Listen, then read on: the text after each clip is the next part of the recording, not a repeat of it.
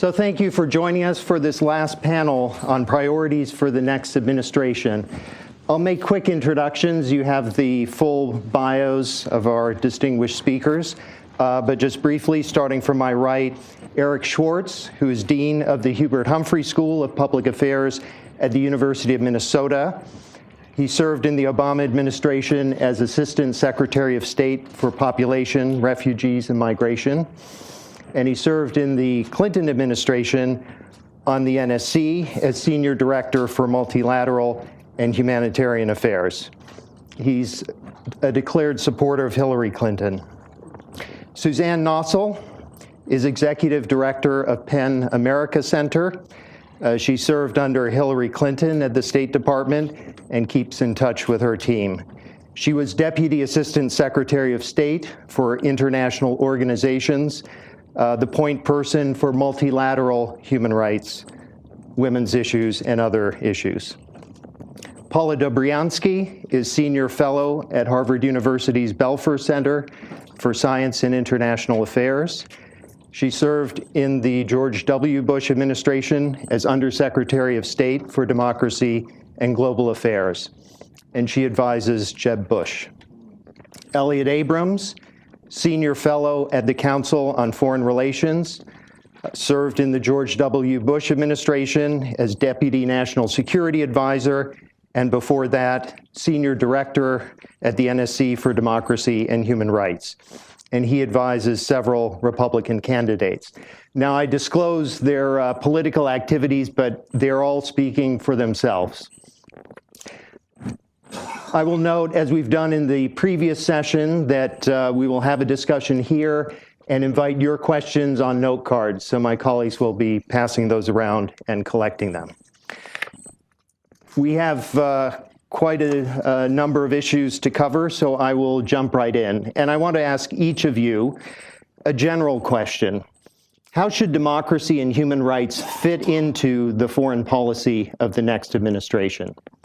Eric, would you like to start? Sure, and we've been told that our initial answer your mic on? I hope so. Oh, I guess I got to push it. Yeah. Okay, there you How's go. that? Is that better? Yeah, gotcha. All right. And we've been told we should give 3 to 4 minute answers, so I'm not going to give any more than that, although I could take the rest of the time. Well, look, in an article that Jeff Goldberg wrote in The Atlantic about Hillary Clinton, he ultimately reached a conclusion that, he thinks that she does believe, or he suggested that she does believe, that the United States is, an indispensable, believes that the United States is an indispensable nation, an indispensable force for good in the world. And I kind of think that most of us who care about human rights in the United States, there's a certain faith in the truthfulness of that statement, although sometimes some of us aren't. Some are more eager to declare that than others. But I think there's a certain a sense that if you're going to promote human rights in foreign policy and you're going to support legislation that is essentially encouraging others to do what you think needs to happen, there's going to be that sense. And we can talk about how that relates to the question of American exceptionalism, et cetera. So, but if that is the case, then I think there's a second component here which is really critical, and it's more critical in view of the fact that the world is changing. In 15 years, most of the world's power, by traditional measures, there'll be more of it in Asia than in North America and Europe. China's economy will be larger than that of the United States. So the world is changing. And if we think about human rights as an area in which is designed in some measure to promote individual liberties by the tempering of coercive power and discriminatory power by rules of behavior between individuals, then I think it becomes really important that an American president is going to be able to still believe and argue that we are an indispensable force for good in the world, but also that we are prepared diligently to practice at home what we are preaching abroad. I think that issue is going to be increasingly important in the international context in which we are operating. And so I think the next president has got to, on the one hand, be very strong and forceful and prepared to speak out and take measures in support of promotion of human rights, but also think very hard about our position on torture. Our position, whether we're prepared to articulate the fact that a Muslim in the United States has every right to be president of the United States as anyone else. That in terms of how we conduct ourselves in the world, the issues surrounding the norms to which we the norms that we are promoting with others become extremely important, given the way in which the world is changing. And I wanted to throw that out as an initial idea from me. Thank you. Suzanne, how would you answer it?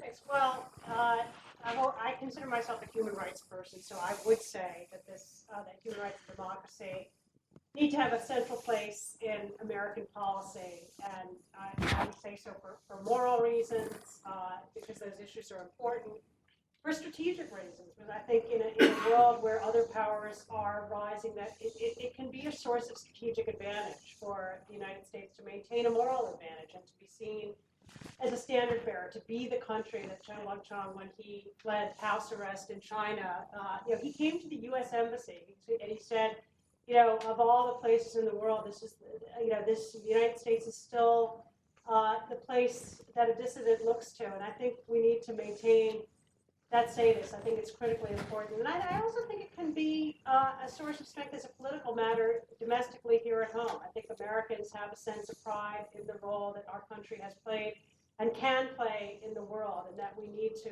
uphold that. We need to stay engaged internationally, and part of that is going to be, and needs to be, promoting and defending human rights. I wanted to put three issues very quickly on the table that I think kind of complicate this over the next few years. The first is, over the last 8 years under President Obama, he has, I think, done what he said in terms of pursuing a policy of broad engagement and putting diplomacy ahead of war, extending a hand in the hope that others would unclench their fists. And we now have relations with Myanmar. We now have open relations with Cuba. We now have a new relationship with Iran. So the era of sort of freeze-outs and shunning of some of the world's most egregious human rights violators, I think, is over. And I think there are good reasons for that, but I think it really does complicate what it means to defend and stand for human rights when you have relationships everywhere where globalization necessitates that. So I think that's the first one very quickly. The second is really the reality that the U.S.'s hand as a force for democratization in particular has become very problematic in a lot of the world, and that where we are seen as overtly involved in a place like Egypt, and Freedom House has lived this, there can be an intense backlash, and it's intimately tied into the assault on the role of civil society worldwide that we've seen intensify over the last few years. So I think we need to think very carefully, in light of that, how we pursue our objectives. And then the third piece is, if we were having this conversation 8 or 10 years ago, I think we would have all talked with enthusiasm about the role of the rising democracies and the idea that they were going to join us in this effort and we'd all be working together to advance democracy around the world. I think we now recognize that the way the United States sees these issues and its own role in promoting democracy and human rights globally is pretty singular.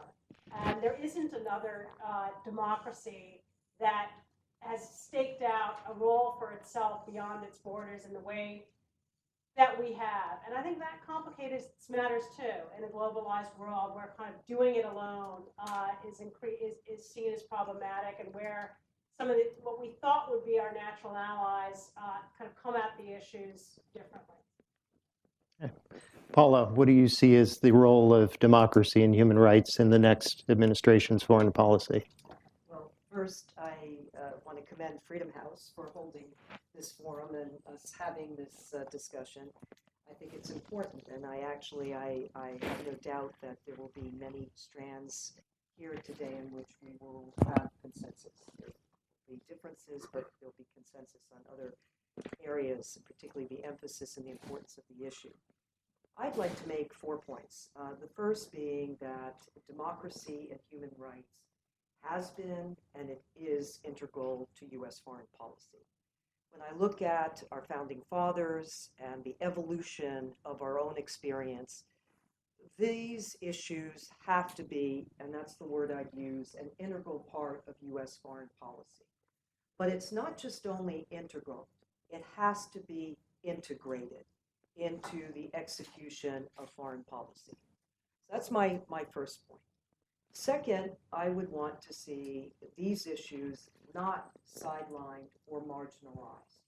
I think to make declarations at the outset of any administration, in so doing sends very unfortunate signals as to the kind of priority that we attach to these issues. And I think back in terms of this administration and some of those signals that were sent early on with respect to China, with respect to Egypt. I think you have to indicate this is not a sidelined issue, or should be. It is a priority for us. Why is it a priority for us in any relationship that we have with both friendly countries and with foes? Because it's the very foundation of what we stand for. In that sense, I think I heard, it is very much our history. It is very much the fabric of the United States. It is at times what we certainly are looked up to for, and it is also at times what we might be criticized for. So it has to be a priority. It cannot be sidelined. Third point I would make is the importance of, in a foreign policy mix, having, which is one of the most tough things to do, a balance between what constitutes idealism, human rights, democracy, and at the same time, a realist foreign policy. The way one approaches these issues on a case-by-case basis may seemingly be inconsistent, but you have to look at what are the variables, what kind of influence, impact you might be able to have in bringing about change for the better and improving human rights. The tools in one case may be completely the opposite tools in another case. There just isn't what I call a cookie-cutter approach here. It has to be a type of a mix. But what I would say, there has to be a balance. If you have more of one, but less of the other, in terms of a realistic foreign policy, it will be imbalanced, and end up you won't achieve your goals or objectives. And also flip it. Think about it. If we only had a realpolitik foreign policy, I think it would be very much undermining the point I made before. It undermines what we stand for. Finally, I guess I would say, building on something that Susan said, and that is that there are lessons learned, I think, particularly in the democracy lane, in the advancement of democracy. And I think we're going to have a chance to discuss some of those applications. But I think the strength of at least what we've achieved, we learn from some of our mistakes. And we learn from other societies based on what is the best way forward or what are the most effective ways forward. And I would see an incoming administration certainly taking a step back and looking at those most effective strategies that have made a difference. Elliot. Thanks. Well, there's been a lot of wisdom here, which I think is very persuasive. I would make a few points, though. The first is, if we wish to promote human rights in the world, the way to do that is to reach out largely to people who are oppressed, rather than to the regimes that are oppressing them. This is a mistake I believe the current administration has made. the unclenched fist, the hand of friendship, has gone to butchers and oppressors and tyrants. And that's okay if it leads them to stop being butchers and oppressors and tyrants, but it doesn't. Do you think the human rights situation is better in Russia today than it was 7 years ago when the reset started? What have we gotten in human rights improvements in Cuba for this change in policy? Do you think the human rights situation today is better in China? I don't. And I think the problem with the policy of the last few years has been its outreach to regimes. Now, if you condition that outreach on human rights improvement, that's one thing. We don't. We haven't. So one of the things that I think we need to do is to recognize, who's the problem and who's the solution. And to think about a country like Egypt under Mubarak as 90 million Egyptians, not Hosni Mubarak, or Iran, not as the Ayatollah, he's the problem, but as the people who rose up in June 2009 and to whom we essentially gave the back of our hands. So that's first. Second, I think we need to recognize that human rights policy starts at the top. It doesn't really help a lot if you increase the funding by 10%, if the President and Secretary of State are manifestly indifferent to human rights in a particular country where you're doing some more programs. That's not what people really look at. They look at the top.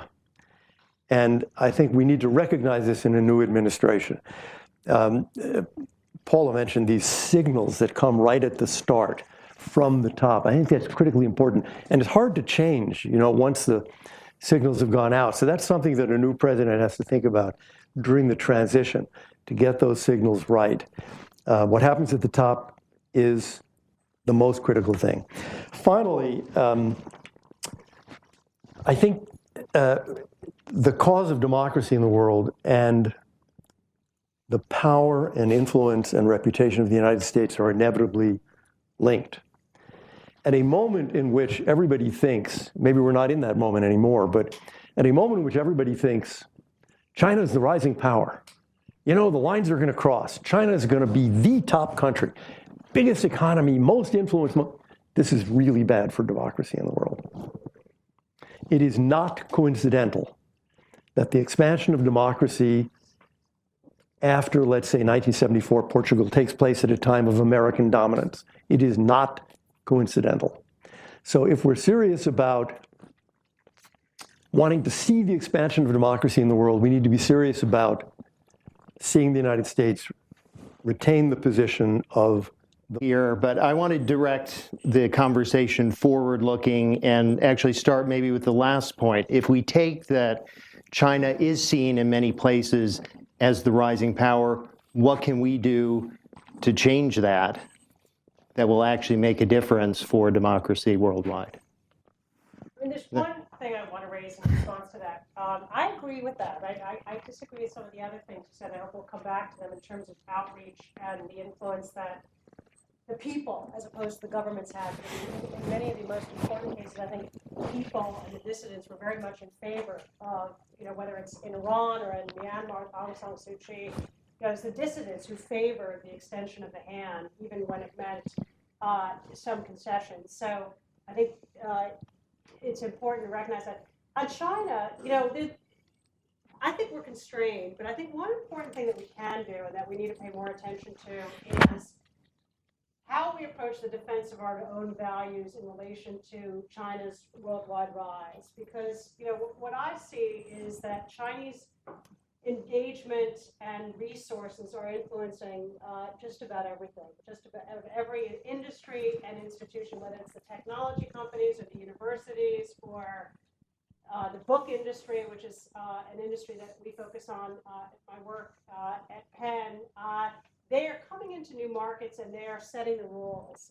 There are over 100 Confucius Institutes on U.S. campuses here in the United States, where the Chinese government's Ministry of Education approves the faculty. And so those institutes teach Chinese language and culture, with the stamp of approval of the Chinese government. They're not teaching about Tibet or Xinjiang. The Chinese have become the world's largest film market. So now when Hollywood is putting action feature. In some cases, they're inviting Chinese censors onto the set so that they can make sure that their film will pass muster. And so I think one thing we can do is ensure the defense of our principles, here at home and outside of China, because if we give that away, that's an enormous and potentially very hard to reverse concession.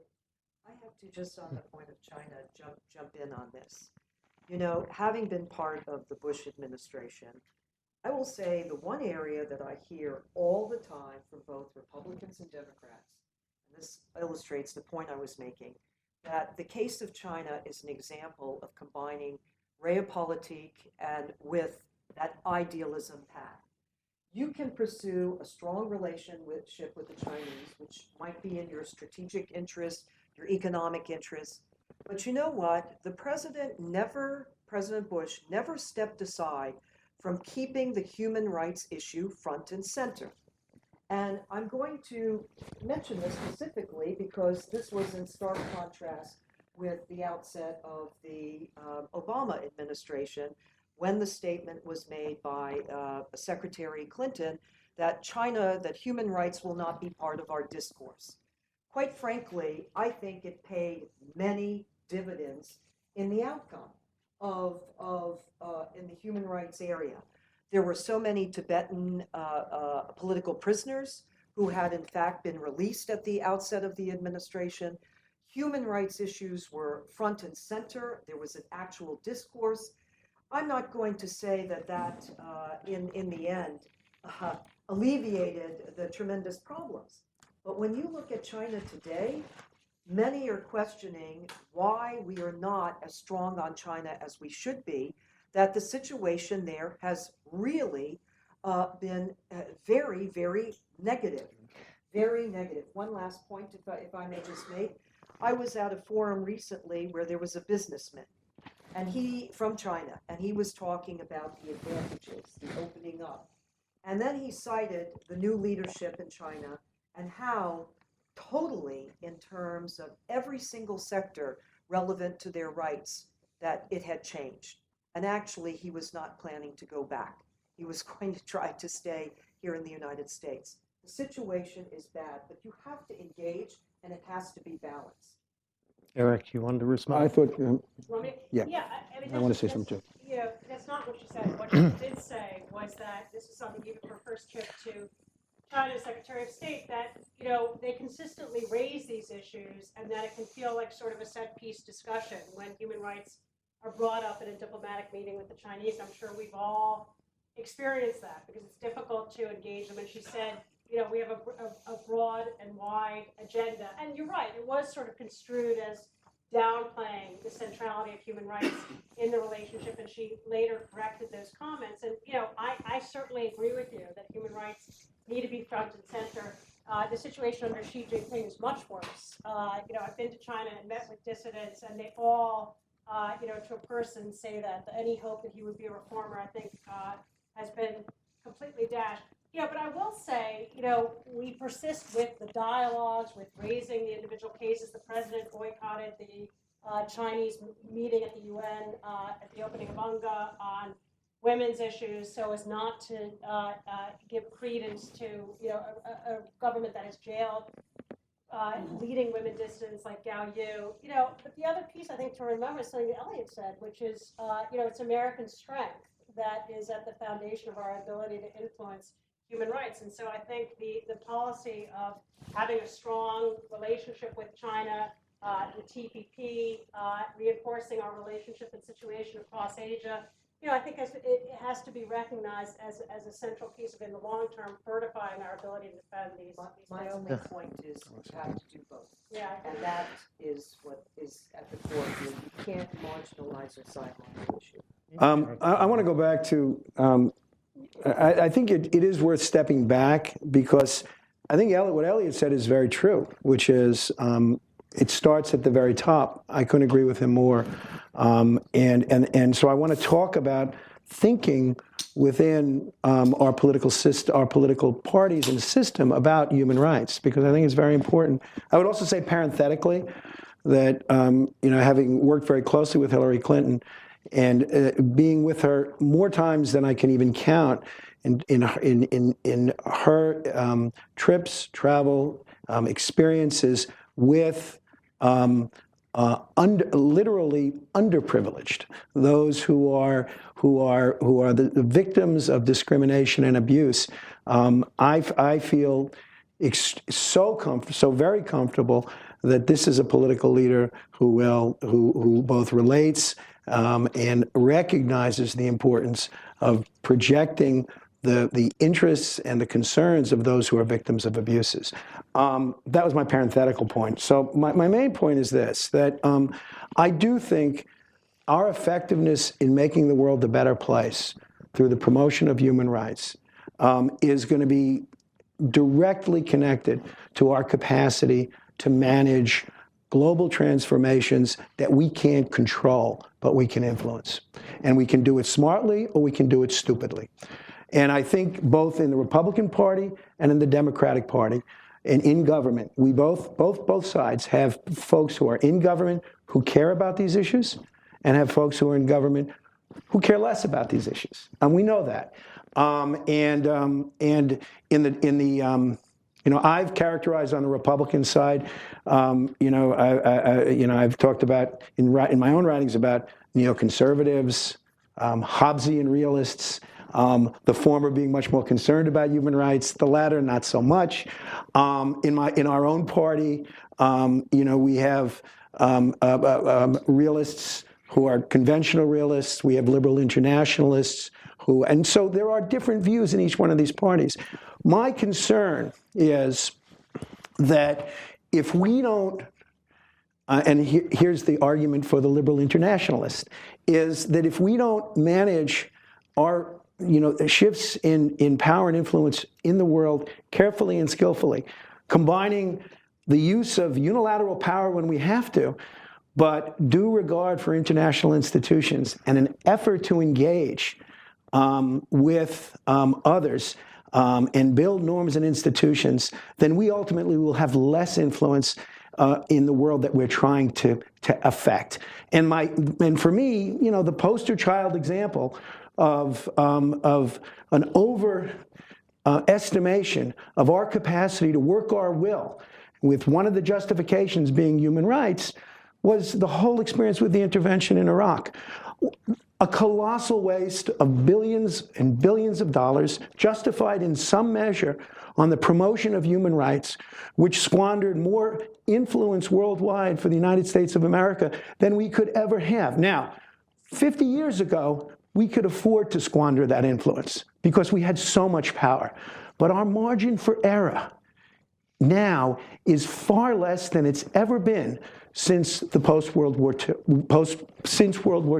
So if we don't skillfully manage, on the one hand, the application of our own power, unilaterally, but combined with a respect and an engagement with international institutions that are changing rapidly, then we are at risk of squandering our influence.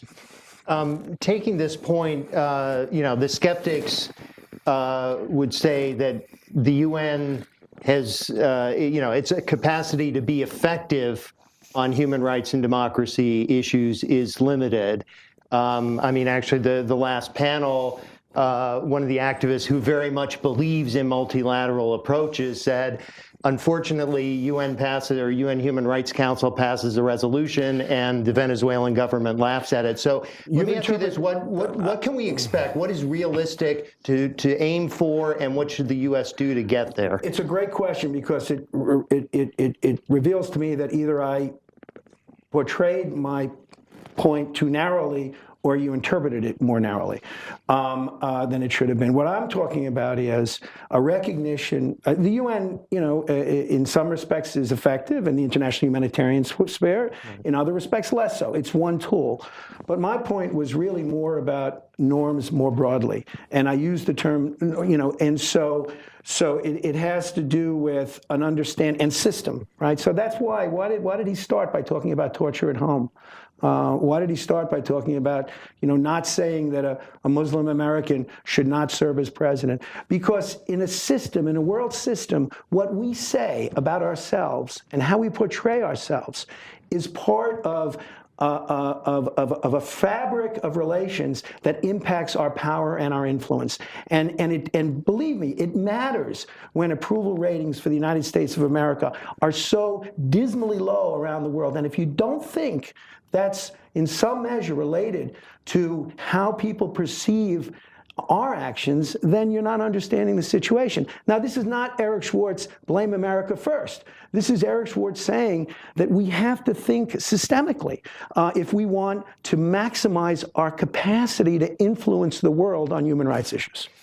I want to come back to the important point you make about the U.S. example and the standard bearer, but in terms of the general foreign policy, and you can shoot down this premise, but we often seem to have a choice between we try to build a coalition and it's not strong enough to do what we think is right, take Syria today, and then the bad actors take the initiative. So at what point do you say we have to move ahead with what we have versus we try to work within the international institutions or the broader consensus that we can build? The answer is it's situation specific. I'm not renouncing unilateral action, but I think, I think my comments speak for themselves. And I think if you give me a case, I'll tell you where I would have come out.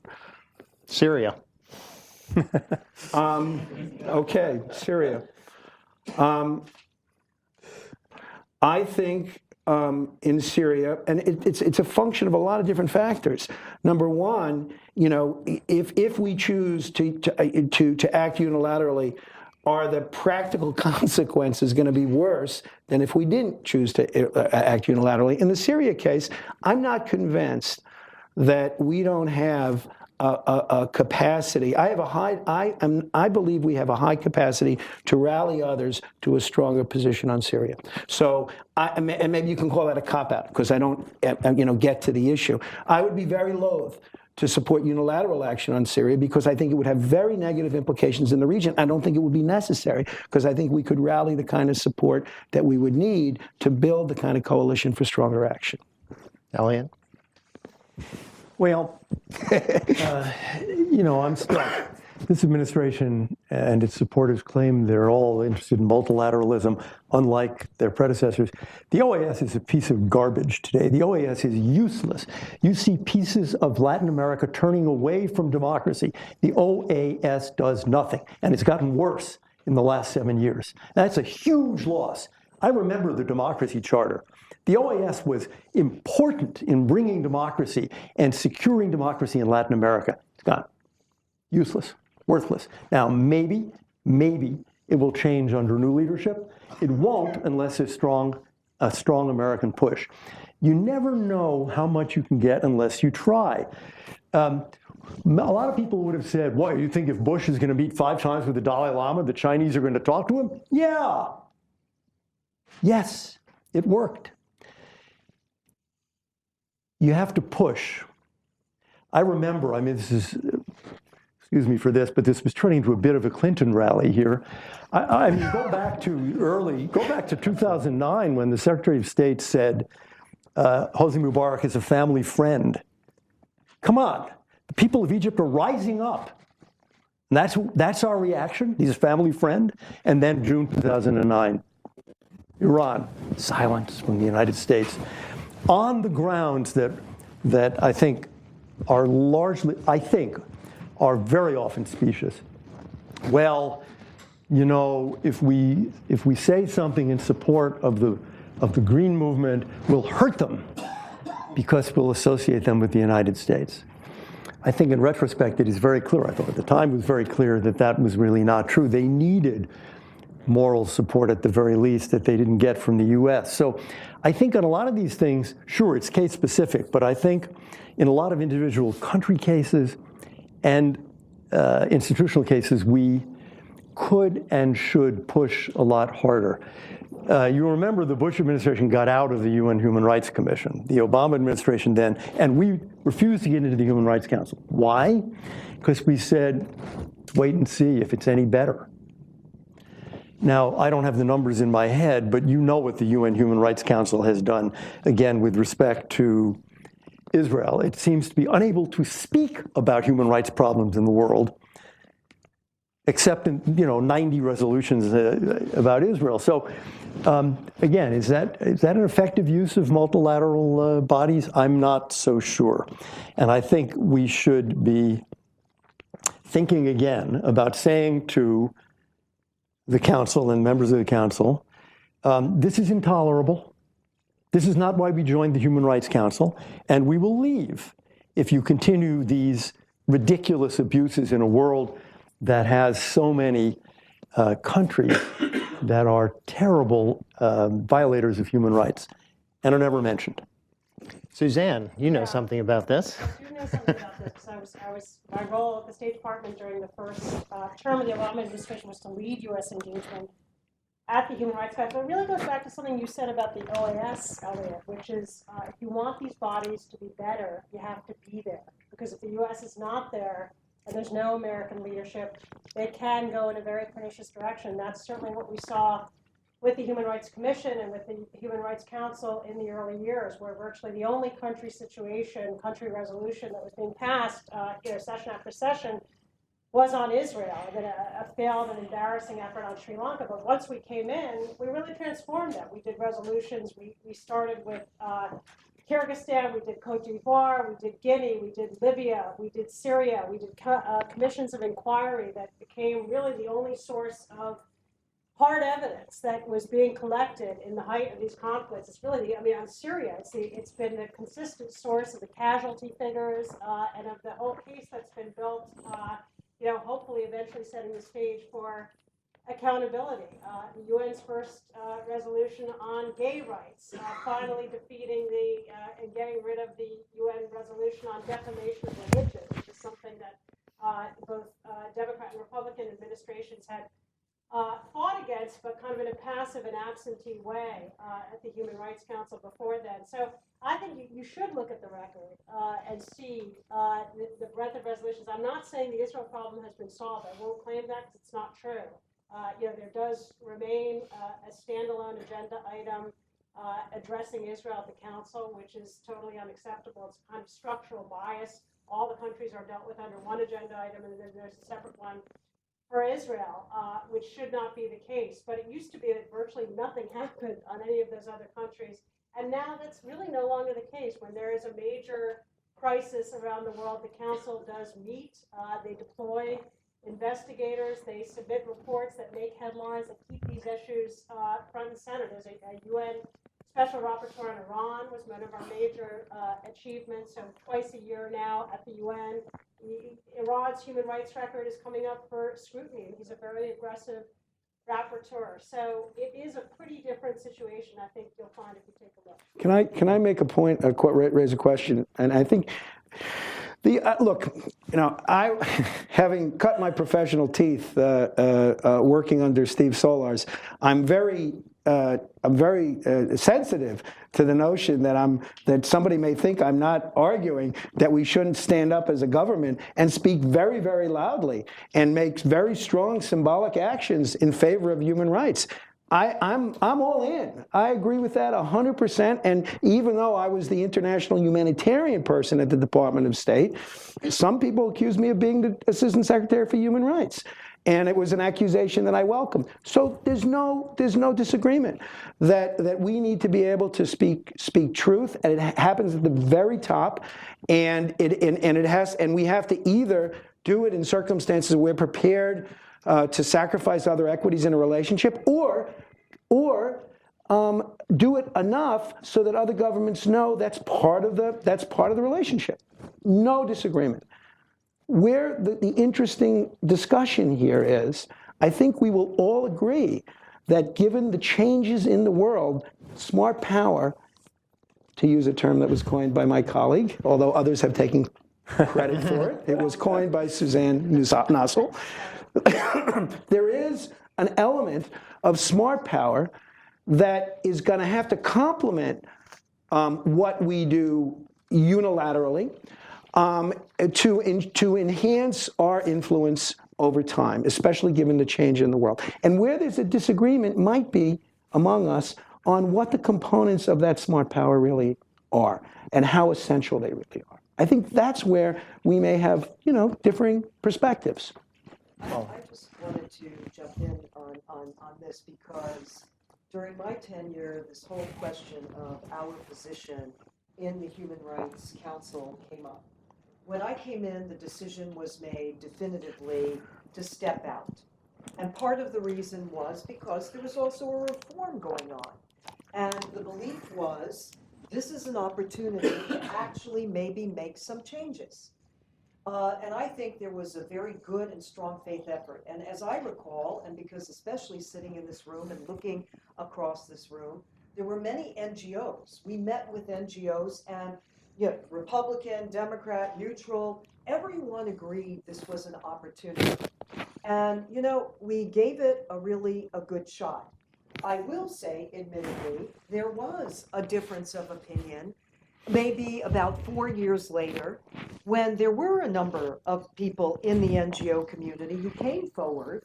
In fact, I believe Freedom House was one of them at the time, and said, you know what, we're concerned about sitting on the sideline and what impact we will have, and we want to join in.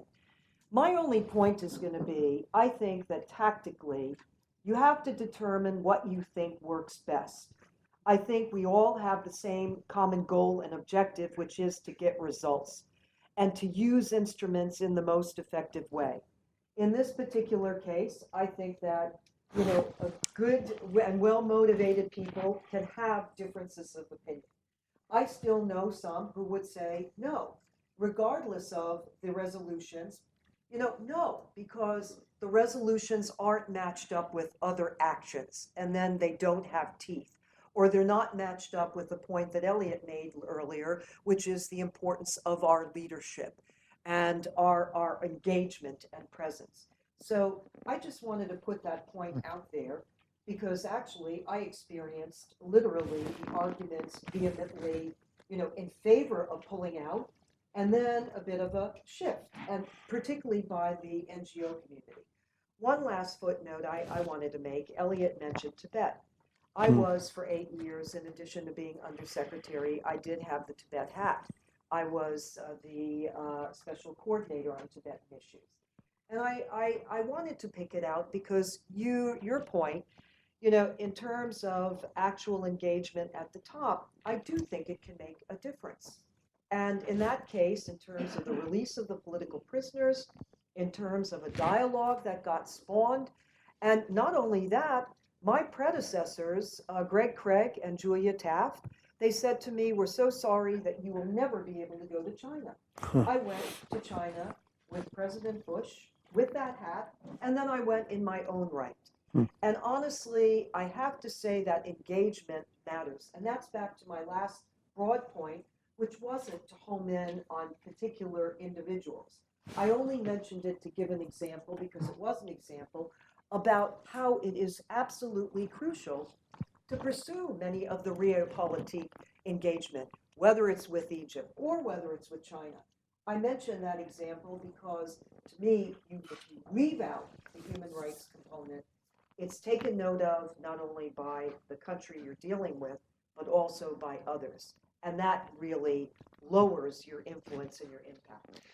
I have several more questions, but I also want to remind the audience that we have note cards, so please feel free to give us your questions as well. On the issue of engagement, and I also think back to Suzanne's earlier point about openings in Myanmar, in Cuba, a different, possible relationship with Iran. How do we use those openings for the benefit of human rights? Do you want to go first? Well, I think let me just say the critical thing is to use them. It is a mistake, I think, to believe that an economic opening necessarily leads to a political opening, as night follows day. I think we've seen in Vietnam and other places, China, more. I mean, the economic change in China in the last, pick a number, 20 years is almost unbelievable. But not the political change. And I'd say the same thing about Vietnam. The notion that a country that trades freely with the entire world, Cuba, will, just because one more country, big country, is added to the list of people trading with it, the US, it's going to free up. It's absurd on its face. So I think the question is, do we want to use the leverage? Do we have a plan for using the leverage? Do we demand leverage? I mean, just as Cuba, to me, was a lost opportunity. I don't know, what would have happened if we had said we're prepared to do X, Y, and Z, exactly what the president wants to do and has done, but you have to let 100 political prisoners out. Then we'll do it. No announcement, it's all private, but you got to do it. You got to start doing it. Let the first 10 out. Do something. Internet freedom, something. The assumption that we're going to open economically, and you'll see it's just going to magnify our influence, and it's going to be terrific. There is no reason to believe this, I think, if you look at the history of these dictatorships. So if and when we can use these openings as economic and political openings as a tool, that's great. But we should not hand them away. We should not give them to the dictators in exchange for nothing in the hope that, well, someday you'll see it'll all change. Yeah, I mean, I don't disagree with that, but I don't think that's what the administration has done. They've not said, you can expect there'll be a great human rights awakening in Iran or in Cuba. In Myanmar, the opening really was in return for very concrete developments that have made that a incompletely and yet significantly transformed country. That's much more. That's a much better model. You have to look at each on a case-by-case basis. On the other hand, the policy toward Cuba, had achieved nothing over 4 decades. So I think, the idea that holding that in place static, was going to make a difference, and that pressure was working invisibly, was just, no longer held, and it hadn't held for a long time. I think the challenge once you have opened things up is, it's really a whole toolkit of its own of measures and steps that you can use to continue to apply pressure, whether it's targeted sanctions, whether it's, in connection with businesses, the lifting of sanctions in Myanmar. Businesses are now required to undertake steps in relation to labor practices in that country, which are very backward and repressive. I think that's an important tool. I think the kind of symbolism and the diplomatic reception that these countries receive, they all want to get high-level meetings, whether it's at the UN or here in Washington. I think, withholding and offering those very selectively in response to progress. I think the defense of dissidents is critical, and being seen to stand with those who are targeted and punished, and make sure that their names are known, that those cases. And are we actually doing that in Cuba, in your view? Are we doing it in Cuba? I don't see it. In Cuba? Yeah. Imperfect, and I know it was a big subject, when they were negotiating over diplomatic relations. The Cubans wanted the U.S. to agree that they wouldn't, that the new embassy would not meet with dissidents, which is something that they wouldn't agree to. And yet it was disappointing to see that when they raised the flag, the dissidents weren't there, and there was a separate event for dissidents. I wasn't in the middle of the negotiation to be able to say, could they have gotten more if they had held out? Could they have gotten those 100 people released? I'm sure it was a question that was asked. I mean, one thing the administration has done that I think is very important, for along the lines of what a lot of us we're all saying is its outreach to civil society, and this recognition that in diplomacy it can't just be government to government, and the idea that every ambassador and every senior official, when they go and travel, needs to be getting beyond their government interlocutors, needs to be convening civil society, or the secretary everywhere she went convened town halls for civil society. So I know it's been an important point of emphasis. At the same time, yes, there are examples where it feels a little disappointing, and you would have liked to have seen more. Yeah, Paula. I would like to just give, relevant to this question, 3 quick examples. First, on Burma, the case of Burma. Personally, I thought with the lifting of sanctions, I first was a little bit skeptical. But I went to Burma. I had not only a meeting with Aung San Suu Kyi, others, as well as the government there. What struck me about that particular case, you had the government made a decision to actually move in a different direction. Part of it was because of their differences with China and the stranglehold of China. This didn't have to do per se with really, bringing about, internal freedoms, but they were looking for more alliances. And they wanted to be closer to ASEAN, and they also wanted the ASEAN chairmanship. So you saw some very specific political changes that were promising. I make that distinction in the case with Burma. I think that then the sanctions being lifted were actually used on the ground by our embassy in a way of a kind of, I'll use it loosely, quid pro quo, which provided some impetus and movement. The challenge is right now with the Rohingya, it's very severe, it's very tragic that issue has not been addressed. But my point is that's an example where there was movement on the part of a government that we had sanctions imposed, but yet there was movement from within, primarily because of their relationship with China, and it was an opportunity. In the case with Cuba, I'll tell you why I think Elliot, in my view, I won't repeat what he said, but I agree with him completely on this. And I'll tell you why I felt there was a missed opportunity in the case with Cuba. Not only because of the lack of negotiating up front and getting something, whether it's in private or however, but you know what? There are messages you can convey that also signal where you stand.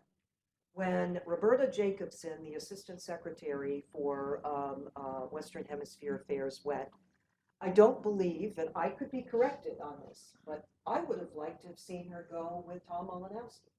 By having two officials go down, he being the head of the Human Rights Bureau, that sends a signal.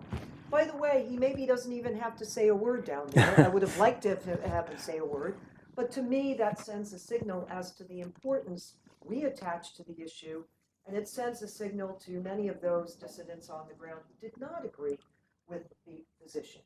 So my point is, and then you come to Iran, a different issue, we have negotiations, and just like with North Korea. You know what? Again, you have realpolitik goals and objectives, and whether any of you agree or disagree with, the Iran nuclear deal, by the way, you should move forward with just one track. You have to have the other track, and it should be visible. In North Korea, there was a person appointed during my time who dealt with North Korea issues, North Korea human rights issues. So my view is it's one of the toughest things bureaucratically, and I'm just saying that by the nature of also the bureaucracy, that you actually have to have some sharp elbows and push these issues forward in order to make sure you give a strong message. First, I certainly, there are several different issues involved here. First, I agree that in the context that all of these decisions are tough. In the Burma case, there was a lot of debate and discussion about the opening itself, and the arguments that you all brought forth were being made in the discussion. But I don't think there was any.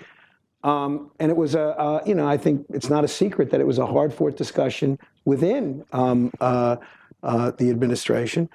But I think there was a consensus. I mean, ultimately, the decision, whichever side you were on that issue, there was agreement that human rights would have to play a critical role in the evolving relationship, as it has. And I have to say that the path has been, speaking diplomatically, an uncertain one, and at best. And I think that I have great confidence that I'm not here to speak on behalf of Hillary Clinton, but I can say that given her concern about these issues in the context of an evolving relationship, I have no doubt that these human rights issues impacting affected communities, the Rohingya, women in Burma, would be very high on the radar screen. In the case of Cuba, I feel somewhat at a disadvantage because I don't know I'm not in government, right? I don't know all the discussions that were taking place. But I have to be honest with you that I'm certainly a strong supporter of the decision to move in this direction. And I do believe, I agree with Elliot that economic engagement does not ipso facto result in political movement forward. But I also believe there are certain environments that create greater opportunities for movement if the political will to engage on those issues is there. And I think Cuba is a great example of a place where there are opportunities, because there are a highly educated population, a highly informed population. There are some institutions of nascent institutions of civil society that can be engaged. So I think a future administration, I think this decision creates opportunities and possibilities for movement, forward progress on human rights in an accelerated manner, in a way that is faster than what we've seen before. And I think a future administration that is committed to that objective, I think will be able to make a lot of progress. My final point is on Iran. There, I think we're in a little bit of a different situation. Paul, if what you're saying is a discussion and dialogue on human rights with Iran and pressure on human rights with Iran has to continue regardless of other arrangements, I don't have any disagreement with that. I agree with that 100%. But I do think, for those of us who supported, as I strongly supported, the JCPOA, the Iran agreement, I think a critical element was that was an agreement that was focused on a very narrow set of issues. And I think going outside the framework of those very narrow set of issues would have had significantly adverse consequences on a whole range of concerns that the United States and the international community have. We could debate that, but I think, so if your point was these other issues have to be part of engagement or pressure, I agree, but I would not have put them in the context of that negotiation. Just to be clear, my point was not that. My point was that particularly when you go back to the history of the Green Revolution, one of the arguments as to why there was not an immediate reaction was because of the desire to move on that realpolitik track of negotiations. My only point was fast forward, present time, you should be able to do both. That was my core point at the beginning of you look at human rights issues, you can at the same time engage in such negotiations, whether it's North Korea or whether it's Iran, but you shouldn't divorce and say we can't address human rights issues. That's my point. The administration certainly hasn't said that. They've imposed targeted sanctions. They've sanctioned people who were responsible for the crackdown in 2009, those who were responsible for the infringements on internet freedom. And I also wanted to come back just very quickly on Cuba, because I know personally, because we worked with the State Department on individual cases, that Assistant Secretary Malinowski was deeply involved in those negotiations. And Scott Busby Has he is gone here. to Cuba? Has he gone to Cuba, Scott? Yes, so Tom was part of the Did he get to go?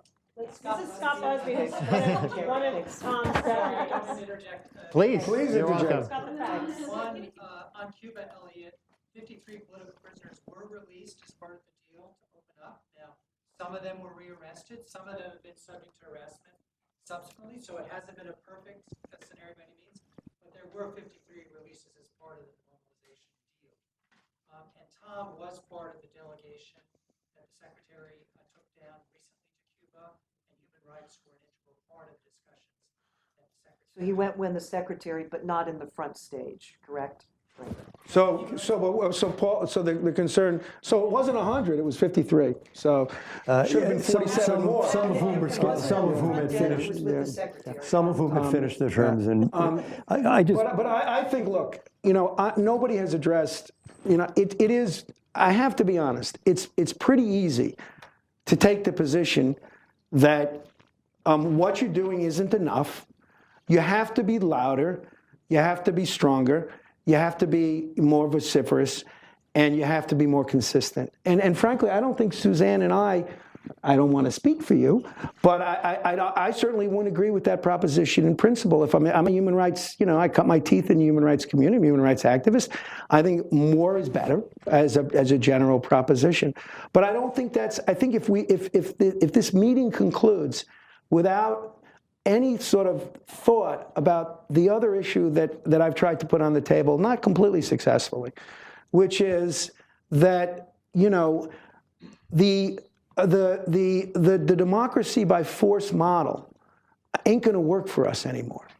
And we have to define, it's just not. And I said Iraq once, but, you know, we're talking about trillions of dollars, so I'll say it again. Right, and you know, I think Bernie Sanders actually had it right last night. Perhaps the most significant foreign policy mistake that the United States ever made. Why?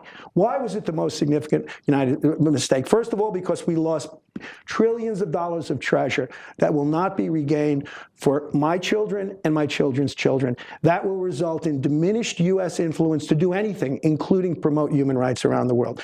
Number two, for much of the world, the human rights motivation, and I know we were talking about weapons of mass destruction, but human rights was part of the rhetoric, has thoroughly discredited the United States promotion of human rights as the promotion of regime change by other means. And it has created a perception around the world of our rhetoric on this issue as hubristic and as arrogant, right? So the question is, how do we define our engagement on these issues for the rest of the world? And the OAS, Elliot's point about the OAS is a straw horse. My point is not, you know, we have to, you know, give a big hug to the Human Rights Council. That's not the point I'm making. The point I'm making is we now live in a world system in which, if 50 years ago we could say, screw it, where, as Mel Brooks said, it's nice to be king, right? But that's not the world we live in anymore. So how are we going to skillfully engage in terms of managing our relationships with friends and foes? And if you listen to the debate, the Republican debate on these issues, there is no appreciation among those candidates of this challenge. It is non-existent. It is a perception of the United States as, you know, in terms of our power position, in terms of where we sit in the world, where we were the day after World War II. And that's beautiful, if that was the world. I mean, it's not beautiful, but that's, you know, that may be a feasible approach to affecting influence in international affairs in 1948. It's not a feasible approach in 2016. And if my good friends, and they're both good friends, if they don't address this issue, if they don't address the nonsense that's being spewed at these Republican debates on how we affect influence, then we're going to walk out of there and with very important questions unanswered. And if Donald Trump becomes president and says, you know, torture is fine, and I'll tell those Mexicans what to do, what are the implications of that for a human rights policy? That's the question we haven't addressed. And to me, that's the key question, because human rights advocates, whether you're a Democrat or a Republican, we all believe in the importance of saying what we think, you know, speaking truth to power and being tough. There's no disagreement there. The tough issue is, how do we engage with the rest of the world? Let me say first, I regret the degree to which this is being made partisan, Eric, by you. But let me finish. I regret it, because I didn't think that was the discussion we were going to have. I'm not here representing the Republican Party, but you are here representing the Democratic Party, and I regret it. Let me just say, with respect to this question of you know, the promotion of human rights is actually a form of regime change. You know who says that? Vladimir Putin says that. I don't hear human rights activists saying, oh God, please don't you Americans say a word about human rights and don't fight for human rights. And let me tell you, it just sounds like regime change. Go away. I don't hear a lot of that. I hear it from the dictators who understand that any degree of political and social opening, any degree, of course, threatens them. Primarily, we hear it from Vladimir Putin about the color revolutions. But I think, you know, if all you've got to do is, here is talk about Iraq 15 times, we're not going to get anywhere. But Elliot, I think the pertinent, sorry if I may, the pertinent policy question now is the U.S. a good enough moral exemplar, or are there specific things that we need to do? Well, when you start to see refugees fleeing the United States instead of dying to get here, then I'll agree that maybe we're not a moral exemplar. Can I say something, first of all? You know, what's partisan, what's not partisan. If you're talking about democratic administrations, and those are the only ones that you have really castigated, which is fine. I respect that. I respect that. But if you're criticizing, castigated the Clinton administration. So is it part? Is it fair to me to articulate my perceptions of what I'm hearing in the campaign? I think that's completely fair. If you call it if you want to call it partisan, call it partisan. But my concern is that there are issues surrounding how we are going to manage our role in the world, in which during the campaign and during the debates that I've seen, I have not seen any appreciation of those kinds of complexities or those kinds of challenges. And that's a source of concern. And if you want to call it partisan, call it partisan. But I think it's a real issue. I think it's a real issue. And on this issue of, I've never been compared to Vladimir Putin. I need to reflect on that. But what I'm trying to do is articulate my concern about how we can best affect influence in the world. And I think at a point at which our capacity to act unilaterally and get the objectives we want to achieve is not what it was many decades ago. It's a question of skillfulness in pursuit of moral objectives. Just to make a comment, I myself, as Eric, as you were speaking, I did view it as, honestly, I did view it as partisan, and a bit different from the beginning part. Let me just tell you why. To substantiate some of the broad points, at least I was trying to make, the reason I gave examples was because that's the example in play. And what are some lessons learned? To me, it does matter what you say and what you do. And that's the reason it just happens that Secretary Clinton was secretary at the time. So I was citing it. There are other examples one could give in this case. But the message here was, how do we go forward? And in that sense, that's at least, so to put it in context, at least that's the spirit in which I thought it was important to be giving precise examples. I will say, in a broad point, a little bit different from your comment, not relevant to Iraq. My view is actually, when you look at Arab Spring, I think there are lessons learned, in my personal view, from Arab Spring that are actually relevant to this conversation. Forgive me, not Iraq, that actually are more relevant here. Because you did say this in your opening comments, Eric, and I was going to come back to it until we went in a different direction. The fabric of how you bring about change and what are the consequences, you have to think through very carefully. And I think where we have tripped up is where we haven't always thought through of what are the consequences. To me, it was interesting, the debate over Mubarak. There were some people who I hear, why was Mubarak? Why did we do what we did? What was the after Mubarak? Also the question of, and what would that mean for us and for Egypt and Egypt's evolution? The variables in foreign policy are not always very simple. And that's where I think this discussion really matters. But one of the criticisms I would have, just in terms of policies in general, bureaucratic policies, is that human rights and democracy has to be, as I use the term, integrated into the discussion up front. Because when you look at what is your policy towards Egypt, or what it might be towards the Gulf states, again, I'm just looking at that region, there are other areas, it has to be infused. Because I don't think we've done always a good job in thinking through those issues. And in that sense, I think our collective advice and wisdom might have differences as to how to do it, but that's one of the issues that I think will really matter in going forward with the new administration. We've pretty much run out of time, but just as a concluding thought, I'd like each of you to answer this question. What is the one thing you'd most like to see the next U.S. president do on democracy and human rights? Elliot. I guess I'd go back to what you just said.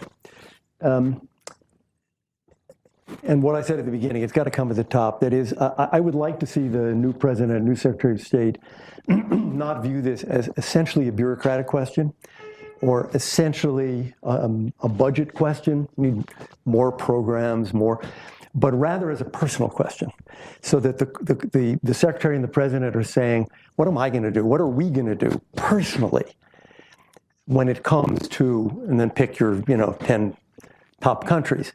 Because I think the programs won't work unless the statements from our ambassadors and assistant secretaries won't work unless there is a perception on the part of foreign leaders in government and out, this really does come from the top.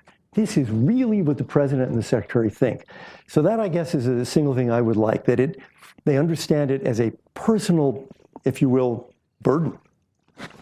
I would like to see, I'm repeating my beginning, I would like to see these issues as not only integral to foreign policy, but integrated into foreign policy.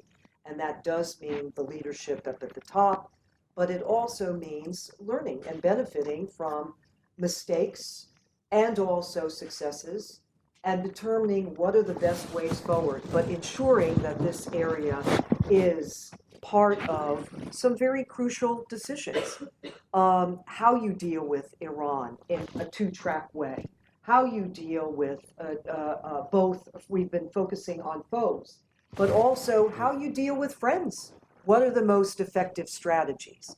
But ensuring that this is not a separate issue over here, that it's got to be integrated into the discussions of realpolitik strategies. Suzanne. I agree with both of them. I think one thing just to recognize in this discussion that is just worth remarking on is that even though we can get partisan perhaps up here, that this has become a bipartisan issue. And I don't think it always was regarded that way.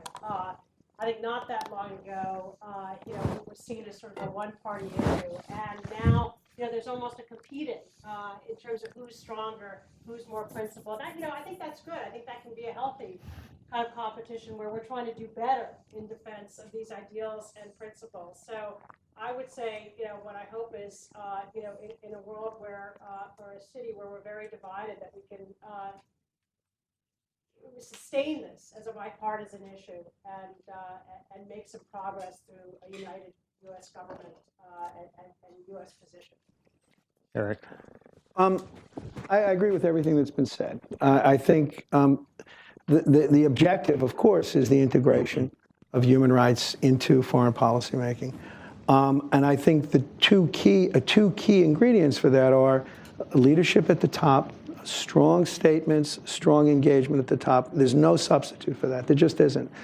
But I also think that includes the President of the United States putting in positions of leadership within the government and empowering those individuals with positions of responsibility who are sympathetic to human rights concerns. Where that has happened in government, it has made a huge difference. And where it hasn't happened, not so much. Well, I want to thank you all for an animated but also very thoughtful and sophisticated discussion, and thank you all for coming.